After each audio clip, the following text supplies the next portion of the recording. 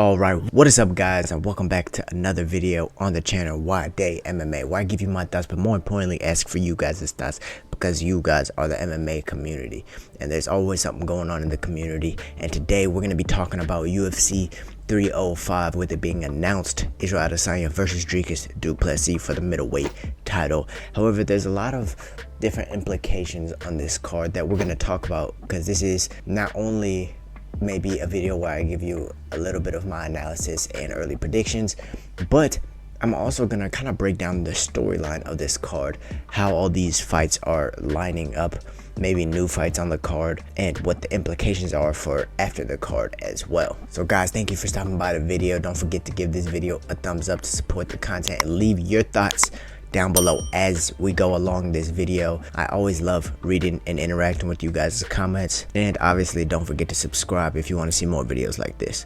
With that being said, let's get right into it. Okay guys, so we're finally back. We're back with not only another video, because yes, I am aware I was gone for some time dealing with hurricanes and power outages and whatnot, but not only are we back, but Israel Adesanya is back August 17th at UFC 305 in Perth, Australia, on his side of the earth, which is something that doesn't happen very often, something that a lot of us don't really think about that often. Yeah, he's always traveling to the other side of the world in order to fight, but Izzy is back. It seems like he's rejuvenated. It seems like he's loving the process again, and is actually wanting to fight and is missing fighting. And I think that that's a really important thing when we're talking about a man a little later in his career, a champion who was so active, and a guy who's been through some pretty emotional fights lately. I'm gonna get into more about what I mean about that later in this video, but first let's go ahead and kick this thing off by talking about some of the prelims. So let me just say it right off the bat, it isn't really that spectacular of a card. Like, if I was gonna give this thing a rating 0 to 10, I'd probably give it like a 7.5, maybe an 8, just because Izzy and Du Plessis is an amazing fight. However, with the new additions that we've received on this card, adding Dan Hooker versus Mateusz Gamrot on the card, which we're gonna talk about a little bit later, I might be slipping it up to like an 8.3, 8.5, but let me know what you guys think about that. However, talking about some of these fights, we have Casey O'Neill versus Teresa Bleda, and Casey O'Neill's coming off of 2 losses.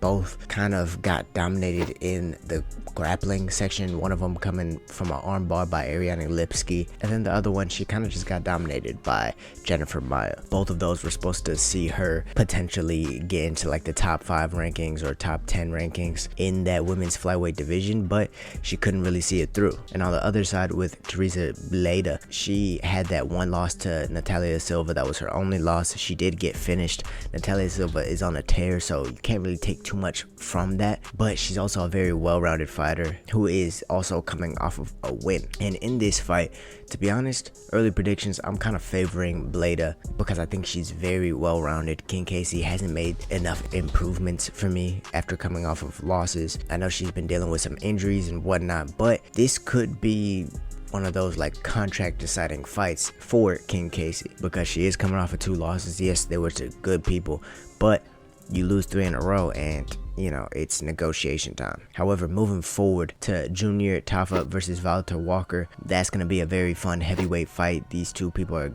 probably gonna bang it out. I wouldn't be surprised though if Valter Walker is looking for some grappling exchanges and looking to really wear out Junior Tafa's power early, but Junior Tafa already has a pretty good solid name, which is why he's so high on this card, and he's fighting in his home country of Perth, Australia. If he can bring this one home and take out Valter Walker, he could be looking at a top 15 opponent next, just based off of his name, based off of his exciting fighting style, and based off the hype he's gonna have after a win like this. And it's very possible he can get a win. I've seen him deny a few takedowns and land a solid punch to get a knockout before. However, he did lose to Muhammad Usman as well as Rodrigo de Lima. Both have solid grappling and both took more patient approaches, which seemed to kind of bother Junior Tafa. So we'll see how this one's gonna play out, but I do think that this one has top 15 implications, and the Junior Tafa fight is probably gonna be kicking off the main card unless they decide to add one other fight to this card or something like that that's gonna replace it, which it'll be an exciting opening matchup. But again, I feel like they could have done better, you know what I mean? However, moving on to Tuivasa versus Jairzinho Rozenstruik, this is another fight that has those contract negotiation implications on it. Tuivasa unfortunately has lost his last 4, and it's not that he has only lost his last 4, but he got finished every single fight. Whether it was by submission, whether it was on the ground, or whether it was by knockout, he got finished. And this is after Tuivasa went on, I believe, what was a 5-fight win streak, all of them being knockouts or finishes, and really having some solid momentum and hype behind him. He ended up losing to Cyril Gane in a fucking war, which he actually did pretty good in, and then he just tried to get it back too quickly. I feel like fighting Sergey Pavlovich at the end of the year, got knocked out, and it was just a rough patch for him. Since then, his boxing looked a little bit better, but then he got taken down and submitted by Volkov. And it wasn't just taken down and submitted, he really got dominated by Volkov. And I thought that kind of, man, it was a real wake-up call. He took some time off, and after taking that time off, came back to fight Sergey Spivak, in which he was actually looking good. He was looking good. I'm not going to say he was looking great, because it's not like he was having the most amount of success, but he was denying takedowns. He was landing on Sergey Spivak. Spivak looked like he almost didn't want to be in there for a second, until finally he really pressed him up against the cage. And at the end of the day, Tuivasa made one mistake of not pulling up the pants to defend that takedown against the cage, and got taken down and submitted. Now I am excited that he's going to be going up against Jairzinho Rozenstruik, because Jairzinho's not going to try to take him down. Jairzinho is going to strike with him, and I feel like the loser of this fight could be seeing their way out, to be honest. Jairzinho is coming off of a win, but it wasn't all that impressive, considering that Gaziev he just quit. He got tired and he quit, like, on the stool, and it was a weird situation. It was very anticlimactic. It was for a main event, so a lot of people saw how anticlimactic it was, and coming off of 2 losses like Jairzinho was, I don't think it did much for him. If he goes out there and gets knocked out by Tuivasa, everyone's going to be talking about the shoey that comes afterwards. Everyone's going to be talking about, oh, Tuivasa's back, and who is he going to fight next? And the loser of this fight really does go down the gutter, man, because vice versa, if you flip it on the other side, everyone's going to be talking about Jairzinho Rozenstruik if he knocks out Tuivasa, and Ty's going to be coming off of 5 losses, 5 by knockout. I think the only reason that he's still in the UFC right now is because all those fights were against really tough opponents, and Tuivasa is a big star for the UFC. He brings in ticket sales, he brings in the money, and he has that name value. But 5 losses in a row, it's hard to really kind of recover from. So we'll see what happens. We did see him sparring with Alex Pereira a little bit, maybe trying to get some insight into a little bit better striking, or a little bit of how kickboxers approach it, going against a former kickboxer himself in Jairzinho Rozenstruik. But I think this is a winnable fight for Ty, man. I've never really been impressed with Biggie Boy's kickboxing, and I feel like if actually Ty can make it dirty, get in the clinch and press him against the cage a little bit, maybe look for a couple trips himself, while also throwing some crisp boxing exchanges like I've seen improvements in from him, I think he can get this one done. I think we'll all really hate to see a world where Tuivasa is coming off of 5 losses, and it being the heavyweight division, probably all 5 by finish. Fuck. However, the rest of the card is Team CKB-esque. We're fighting in Perth, Australia, right? So it's only right that they fill this card with Aussie boys or people from that region, like New Zealand. Dan Hooker actually saves this card. He's coming off of a 2-fight win streak, one coming against Claudio Puelles, and I feel like a lot of people forget about Dan Hooker. A lot of people forget about how good this man actually is. A lot of people remember him losing to Islam Makhachev.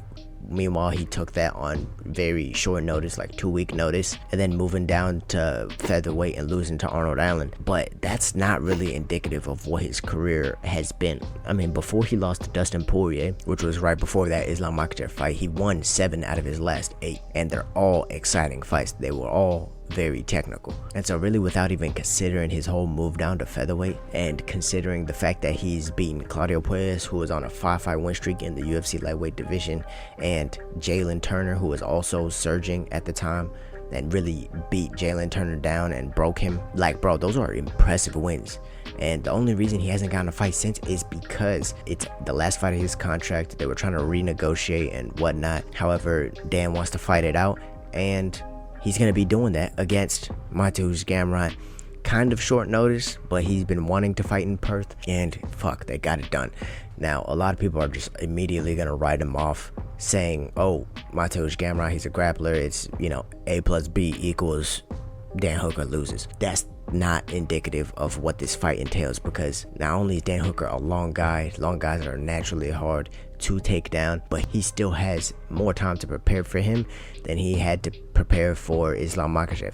He also just fought a guy who was really trying to take him to the ground in Claudio Puelles. We all remember how urgently that man was trying to get the fight to the ground, and he was unable to. Not to mention that Mateusz Gamrot really couldn't get Rafael Fiziev down to the ground. He was actually losing that fight, in my opinion, up until that whole injury happened. And while he looked good against Rafael dos Anjos, it's just a completely different style than Dan Hooker is gonna bring. Dan Hooker's gonna be switching stances. Dan Hooker's very long. He's gonna be using knees and elbows and everything that wrestlers don't like to really go against, along with the leg kicks. And Dan Hooker's always gonna be there. He's never really gonna quit. You'll literally have to strangle that man or put that man unconscious in some way, shape, or form for him to lose the fight. But it is going to be 3 rounds. I've seen Gamrot take down and ragdoll someone for 3 rounds before, but he isn't really the type to get on top of you and stay on top of you for very long. Mateusz Gamrot is more of the type to use his wrestling to supplement his striking and create enough chaos to where that person fatigues and he can then beat them on points. That's kind of the style that Mateusz Gamrot brings. However, that being said, both of these fighters are vying for that top 5 spot and are vying to fight someone like a Justin Gaethje, who's coming off of that loss to Max Holloway. I really think that that's something that could happen. And fuck, in my opinion, either of those people fighting Justin Gaethje would be a hell of a fight. So let me know what you guys think about that. But moving on to Kai Kara-France versus Steve Erceg. You know, a lot of people think Astro Boy's the champ right now, and even Kai Kara-France said it himself that he might have beaten Alexandre Pantoja. Now, I thought Pantoja did win that fight. I scored it for him, and I thought that Astro Boy did make some mistakes in that fight that caused him to lose that. But it was still very close. It was still a very winnable fight for him, and he showed a very good outing for himself, up to the point that I think that he has a very good chance at beating Kai Kara-France. Now, the flyweight division, it's in a weird place right now. It's in a place where the champion has already beaten so many of the contenders multiple times, and the only one he really hasn't beaten is Kai Kara-France. Now, Kai Kara-France had 3 really good wins against Cody Garbrandt, Askarov, and even Bontorin. Those were both really good wins. And then he lost to the title fight to Brandon Moreno by finish, and he lost to Amir Albazi. A lot of people think he won that fight. I don't. I think the commentary was very biased. I thought he did lose that fight. So in my opinion, he's coming off of 2 wins, but with a win over Astro Boy could potentially get a shot at the title. I think that's kind of crazy. I think that if anyone out of the people who deserve title shots deserves a title shot, maybe it might be Brandon Royval, considering he just beat Brandon Moreno on short notice. What do y'all think about that? But the reason I'm saying that the flyweight division is in a very peculiar spot is because this may be a #1 contender fight. One of them has already lost to Pantoja. The other one is coming off of 2 losses. But there's a whole slew of guys coming up in the flyweight division, like Joshua Van, who just lost, actually. Tatsuro Taira, who's been murdering people. Muhammad Makayev, who has a very big fight coming up against Manel Kape, who is another top name in this division. Like, it seems like one era is kind of getting pushed out of the flyweight division, and another era is coming in. Another era of guys who haven't fought the champion and who are young, like under 25, and are striving to get to that championship spot. And I'm really feeling like we're getting into a new era in this flyweight division, and it is pretty exciting. But in the meantime, in my opinion, I don't think this is a #1 contender fight. I think that the winner of this will probably need 1 more before fighting Pantoja again. I mean, how many times are you gonna make Pantoja beat a guy twice before this guy's moving up a division, or before he's considered one of the greatest flyweights of all time? I mean, really, I feel like Alexandre Pantoja doesn't get his flowers enough. But moving on to the main event, the reason that all you guys are here the return of Israel Adesanya fighting Dricus Du Plessis, and this in and of itself has a ton of implications. The first implication being that regardless of who wins this fight, we have no idea who's fighting for the title next. Robert Whittaker is coming off of a great win against Ikram Aliskerov, which was supposed to be for a #1 contendership. However, Sean Strickland was also for a #1 contendership against Paulo Costa. UFC doesn't know what they're doing with them yet, and they both don't want to fight each other. That would have been a great fight to put in Perth, Australia, fighting for the #1 contendership. I feel like that would have cleared up a bunch of the air as to what is to happen after Dricus fights Israel Adesanya. But Israel is coming off of his long layoff, the longest layoff of his career, even in kickboxing, coming after all these emotional roller coasters that he had with that whole Pereira trilogy and that whole idea of him supposed to be fighting Dricus, and then on short notice fighting Sean Strickland, losing to Sean Strickland with the whole lead up to that fight, dog bender and whatever the hell else came out of that fight. I mean, I was asking for him to take this kind of time off, and I'm so happy that he did. Not only did he just take time off, it's not like he wasn't getting better. He went down to Mexico to work on his boxing. We talked about that in a previous video, and he also has been putting on size and putting on weight, preparing for a big middleweight like Dricus Du Plessis. And I think we're gonna see a different Adesanya, guys. I think we're gonna see a guy who is willing to stay in the pocket, who's not just gonna kick legs, move around, and as efficient as that was for his title reign, the best Israel Adesanya I think I've seen was against Alex Pereira the first time. As contradictive as that is, a lot of people will think about his Robert Whittaker fight, in which he looked amazing. A lot of people will talk about his Paulo Costa fight. That's the one that really comes to people's heads, right? And some people, even like myself, would name the Gastelum matchup, because even though he took some damage, the way he almost killed Gastelum, dropping him like 4 or 5 times and nearly finishing him like he did in that 5th round, that's the Israel Adesanya people wanted to see. However, looking at some sparring footage and looking at the trajectory of how everything's been going, I think we're gonna see a Israel Adesanya who's not only patient but willing. And I think that's a very important quality when going into this fight against Dricus Du Plessis, because Dricus is not going to quit. Dricus is going to put on a pace. Dricus is going to try and come forward, and the only way to really meet Dricus's forward pressure is to pressure him yourself. You're not just going to be able to stay on the outside and tag him up from the outside, because even though Israel has long arms, Dricus, he does a lot of weird switch hitting styles. He oftentimes leads with his kicks, which will cover that range to set up his hands, and then he'll also mix in a lot of wrestling exchanges. Now I think Izzy's gonna have to use a lot of push kicks and knees and dirty fighting like elbows, but I also think it'll be important for Izzy to actually mix in a lot of his grappling, similar to the way he did against Alex Pereira, because Dricus is a scary fight. And even myself, being an Israel fan, I'm worried for him in this fight, because like I said, this guy's gonna bring the carnage. This guy is very well rounded. This guy has a lot of power and a lot of cardio as well. And I can't wait to break this one down. But I do think that as far as what this implicates for the middleweight division, this can either be a new era for the middleweight division if Dricus wins, and we might not see Izzy in a title picture ever again, or we might hear three-time UFC middleweight champion of the world in Israel Adesanya, and we could see that Sean Strickland rematch very soon. What do you guys think about that? Let me know what you guys think in the comments down below. Thank you guys for stopping back to Nwadei MMA, and as always, stay safe, stay blessed. I'll see you guys in the next one. Peace.